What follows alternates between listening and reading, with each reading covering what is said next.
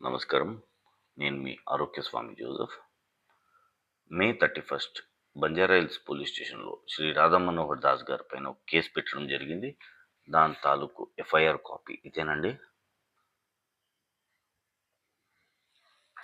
ఎందుకంటే రాధా మనోహర్ దాస్ గారు ఆయన చేసే డెరోగరేటరీ స్పీచెస్ గానివ్వండి, స్టేట్మెంట్స్ గానివ్వండి, ఎంత అసభ్యంగా ఉంటదంటే తిడుతూ, క్రైస్తవ మతాన్ని తిడుతూ, క్రైస్తవులను తిడుతూ, క్రైస్తవ గ్రంథాలను తిడుతూ, పవిత్రమైన బైబిల్‌ని తిడుతూ, అదిగాక యేసు ప్రభు అని ఎంత భయంకరంగా తిడతాడంటే, దూషించుకుంటూ, అసభ్యంగా మాట్లాడతారు. అది నేను చెప్పలేను. ఎవరు వినలేరు గూడా. అలాంటి మాటలు, అలాంటి వ్యాఖ్యలు ఆయన చేస్తుంటారు. అదొక పనిగా పెట్టుకున్నారు. టార్గెట్‌గా పెట్టుకున్నారు. ఎట్లా అంటే, యేసుప్రభు విగ్రహం పైన గూడా టాయిలెట్ జేయాలని జెప్పి ఆదేశాలిచ్చాడు. అదిగాక ఆయన పుట్టుకనే మార్చేశాడు. అదిగాక మరియమ్మ తల్లి ఎక్ యేసు ప్రభువుని ఎక్కడ కన్నదో, ఎట్లా కన్నదో, ఎవరితో కన్నదో అనే మాటలు అసలు మనం మాట్లాడొద్దు. అది ఎవరు వినలేరు. అలాంటి వ్యాఖ్యలు ఆయన చేయడం వల్లనే మా మనోభావాలు దెబ్బతిన్నది కాబట్టే నేను అతని పైన చర్య తీసుకొని పోలీస్ కంప్లెయింట్ ఇవ్వడం జరిగింది.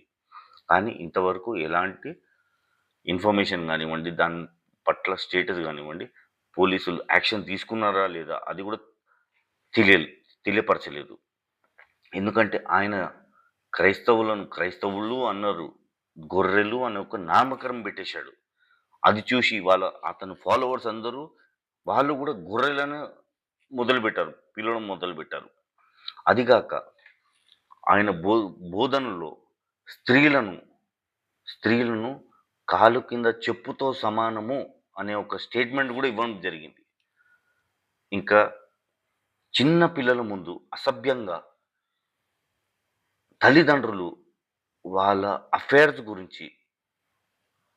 అఫైర్స్ గురించి పిల్లలను ఎలా చంపుతారు అనేది పిల్ బిలో 18 బిలో 18 పిల్లల ముందు ఆయన ఇలాంటి మాటలు, ఇలాంటి వ్యాఖ్యలు రంకు అని జెప్పి ఆ పదాన్ని వాడుతూ రంకు గురించి పి తల్లిదండ్రులు ఎవరైనా సరే పిల్లల్ని ఎలా చంపుతారు అనేది బోధించడం జరుగుతుంది.